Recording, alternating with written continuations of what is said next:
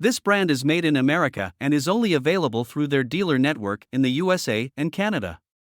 All of the units have louvered metal panels to protect the coil from damage, as well as all aluminum coil construction to resist corrosion.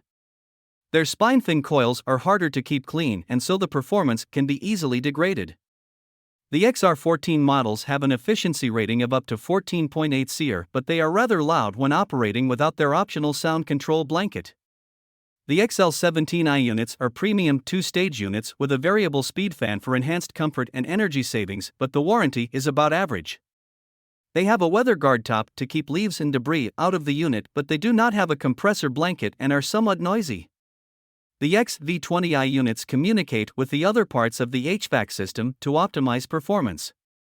The units feature smart charge technology where the refrigerant is automatically charged during installation, which is more accurate and requires less time for installing the units. They have Trane Link technology, which uses Bluetooth to communicate between system components. If you opt in through the Trane Home app, you can have your system remotely monitored for even the slightest system changes that might be the start of a problem, but there can be security risks to the home's Wi-Fi network.